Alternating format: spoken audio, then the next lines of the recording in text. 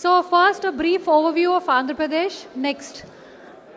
So AP, as we are aware, was the one of the fastest growing tourism sectors in India, growing at a pace of 18% between 2015 and 19. We have the third longest coastline. We have over nearly 300 beaches with great potential. We have one blue flag beach in Rishikonda. Inka, we are working with the certification agency to bring 9 more beaches into this certification. Alage temple tourism is actually the most important part of our tourism strategy. Ipudu, over the next few years, we want to expand this to bring in different aspects into the state. So we have 70 plus tourist temples which account for 60% of our tourists. Obviously, Tirumala with its huge footfall is the biggest draw for the state. Buddhist circuit is pretty much undeveloped in the state. It's ikkada we have the birthplace of Mahayana Buddhism. So now we are working on building a circuit as well as tie-ups with potential tour operators and attracting tourists in a targeted manner. So this strategy we will be working on over the next 1-2 years to bring it to some. So Buddhist tourism, okati we are very targetedly working towards. Daniki Visakhapatnam will be the base for center for this entire drive. Visakhapatnam, Amravati, and Nagarjun Sagar. These are the three major hubs around which we will plan our Buddhist circuit. In fact, Nagarjun Sagar ki we'll be getting some funding from Government of India to develop some surrounding ecosystem and infrastructure. So that is something which is going to be happening very soon.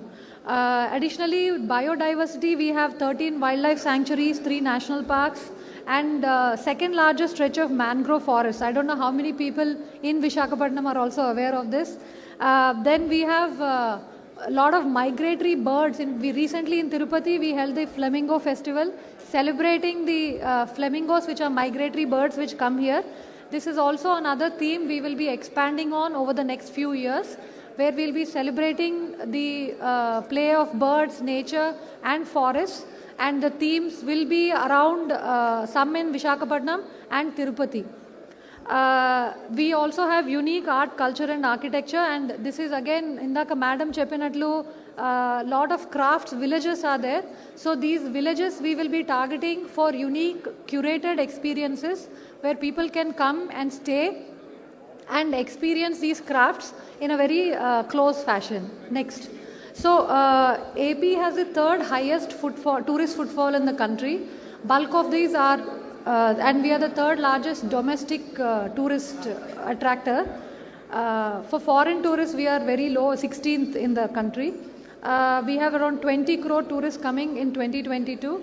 And along with Niti Aayog, we are working on developing this region of Visakhapatnam. We are calling it Visakhapatnam Economic Region, and it will cover the erstwhile districts of Srikakulam, Vijayanagaram, Visakhapatnam, and East Godavari. These 4 erstwhile districts will become one region for coordinated tourism planning. So there will be an interplay of existing infrastructure and supporting infrastructure, creating ecosystems and circuits around these 4 places so that there will be smooth and easy flow of tourists across these 4 districts. So this region accounts for 35% of tourist footfalls in the state. It's a very high potential area with very good connectivity, 10 plus direct air, 5 plus international, and Bogapuram coming up. More on this later. So as part of Vision 2047 as well as the tourism policy, we've identified some macro goals for tourism. One of the main is, of course, increasing the state value add to the state. So right now tourism accounts for about 4.6%, and the goal is by 2047 we will be reaching or targeting 10%. Similarly, employment right now is around 12.8%. We will be targeting 20% in 2047. Ikkada one thing is that we used to have a portal which was registering some kind of employment and activity details. That was being run by Government of India, but that we will be reviving and strengthening And the request is that under the leadership of district collectors, we will be requesting all participants of tourist sector, whether it is high-end mega projects or small local operators, to register on it, so that one is we ensure standards are met, that there are no issues, as well as ensuring that tracking contribution to the economy, employment and all will become easier for us. Thank you. So, as I said, we aim to become the third by 2047 in tourist foreign footfalls. The average spend of the tourist is another worry point for us. Right now it is 1700, whereas in states like Kerala, Goa, it goes to around 35,000, the average tourist footfall spend. So the goal is to push it to that level by 2047 and increase the stay from 1 to 2 days to about 7 days for both domestic and international. Right now we don't have any UNESCO approved sites. Lepakshi and all are in the proposed list. The goal is to push them through to actually approved recognized sites. And of course, as sir earlier mentioned, increase the classified room inventory in the state. Deen Kosam, as you know, we are working with a lot of big players in the market. We also want to encourage the boutique and existing players in the market to expand, and we are here to facilitate in whatever way possible. Next. A brief overview of the tourism policy. The tourism policy ki oka 6 mission strategies unnai. One is world-class infrastructure. This covers and includes connectivity to the tourism destinations, providing world-class stay, whether it is hotels, homestays, and making sure that the experience is incomparable. Diversification and destination development. As I said, we want to expand beyond temple tourism, and also when somebody comes to a location, the goal is to make sure that they stay longer, do more things and spend more money. So for that, there will be focused, targeted aspect work on places where tourists are already coming, like Tirupati, Visakhapatnam, Araku. These are easier places for us, as well as developing new destinations like Gandikota and other such locations, which we will be working on slowly. Targeted branding and bespoke experiences, whether it is coffee in Araku or it is some kind of curated experience in some hills of Tirupati, and strong local and state level branding. For example, Araku Festival or Vishaka Utsav, the idea is to increase their brand so that over the next 10 years or next 5 years, we have people from across the country coming to visit these places, these festivals, and these become a standard mandatory tick on everybody's circuit calendars. Skilling of manpower, whether it is upskilling existing manpower or onboarding new manpower. Sustainable tourism in terms of focusing on wellness and ecotourism, as well as making sure that all our moves are environmentally sustainable and culturally respectful. Regulatory framework, we have, as has been mentioned earlier, speed of doing business, ease of doing business is something which is high priority. We have an investor facilitation cell. Most of you have already engaged with it. We are also strengthening our single window so that players who want to quickly access, sir, you were saying ki if I am building a hotel and I want to access my industry nunchi vache benefits, single window online apply chesi, so that there is no human interface, no human interaction. So that we are working with industry's EDB department, and hopefully it will be up and running very soon. So that minimizing human interaction is our goal. Next, the broad overview or 4 key pillars for the AP tourism policies. One is a hub and spoke model. We have identified 7 anchor hubs: Visakhapatnam, Araku, Rajahmundry, Srisailam, Gandikota and Tirupati. Some will be focusing on for the long term, but right now our highest priorities are Visakhapatnam/Araku and Tirupati. Then we will be identifying priorities for each of these locations, and also building towards a long-term goal of ensuring connectivity and circuits all around it. Thematic circuits, there are 25 plus thematic circuits identified focusing on temples, Buddhism, cruise, beach, and ecologically eco-friendly tourism. So these, as I said, we will be working on it. And industry status, this is most critical for all of you. Industry status has been given to tourism and hospitality sector. Special incentives, I'll be explaining next. So, special incentives, capital subsidy, we are for MSME, 25% of FCI will be given, capped at 25 lakhs for micro, 1.5 crores for small, and 7.5 for medium. Additional subsidy for women, SC, ST, and disabled businesses with capped at 10 lakhs. Large and mega and beyond, there are caps of 10, 25, and 40 crore. Stamp duty and transfer duty will be 100% reimbursed. Land conversions charges waived off at 100%. Quality certification for MSME will be supported at both national and international level. Power cost will be at industry rates and it will be reimbursed.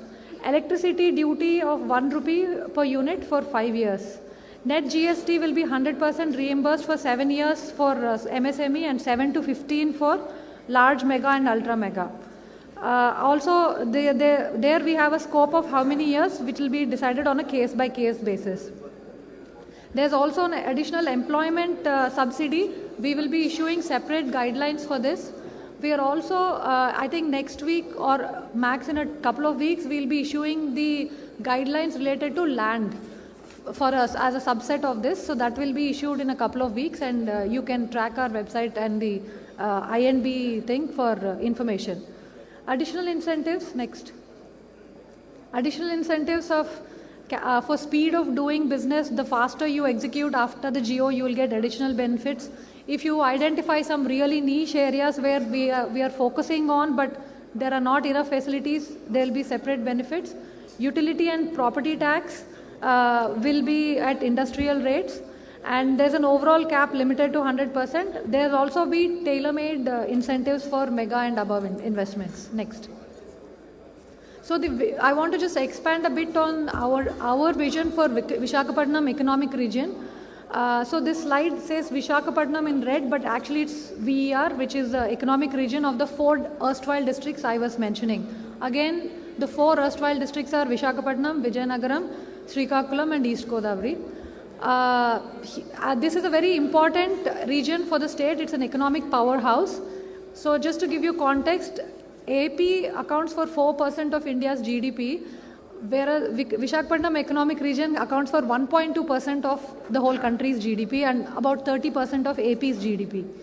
So population-wise, it's around 30%, and as I said, area and work population. So as I was saying, this is a high priority area. Next. The growth, we've identified key geographies and targeting what should be done where. So Rajahmundry, Kakinada, Visakhapatnam, Vizianagaram, Srikakulam, all these will become key places for connectivity and logistic support to facilitate the activities surrounding it.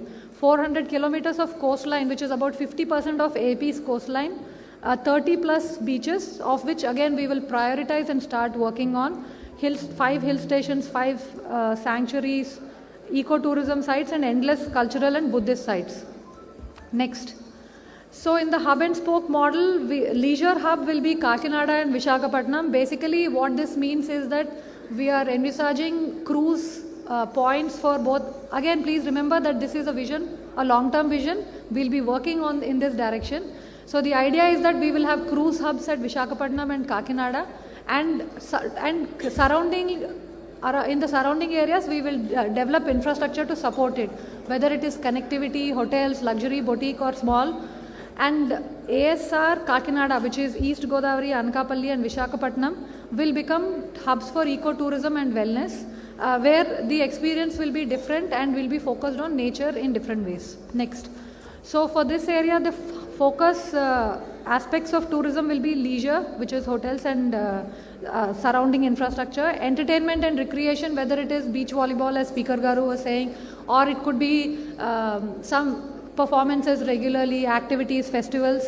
Adventure sports, we will be calling out RFP participation document soon to onboard partners for boating, riverboats, houseboats, adventure sports, and water sports. This will be happening this month. So we invite you to participate in our RFP so that you can onboard and then you can start your activities.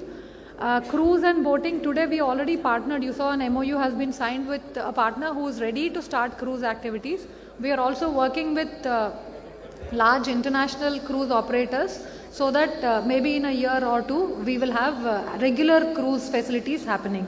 MICE is a very important area.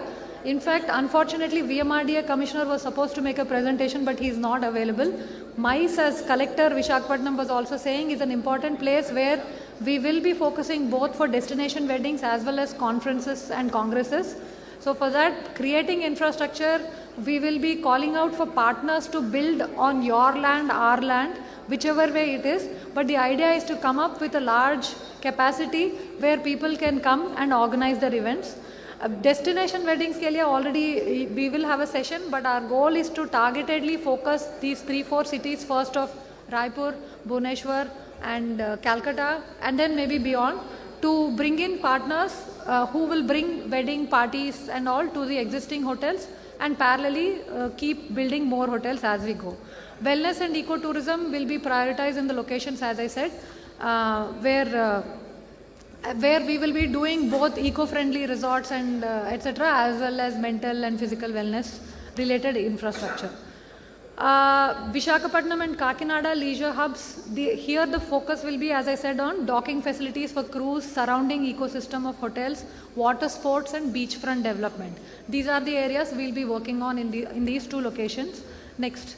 For ASR and East Godavari, the focus will be on wildlife, forest, adventure hiking, tribal and wellness centers. We've identified some locations. Homestays are something we will be working on, onboarding, standardizing, so that we can create a culture of inviting tourists across the state. Next. Experiential tourism will be the heart of this whole thing, where Buddhist circuit is the only way, in fact, that we can bring in foreign tourists to the state. So this is something we will be focusing.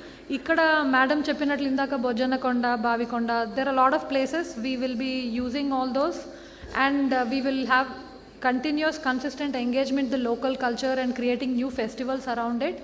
Targeted, curated experiences centered on coffee, we will be expanding on that, and other themes which we can come up with. Next. So we are already working with these partners. As you saw, we have entered some MOUs with 1-2 more, but this is only indicative. So this invitation is open to all of you. One is that we invite you to expand your existing infrastructure, build on your infrastructure. 2 is to partner with national and global brands and bring them to AP, and we are here to facilitate the entire journey. Next. So thank you so much. We are here the whole day. Anything more, we are here to facilitate. So,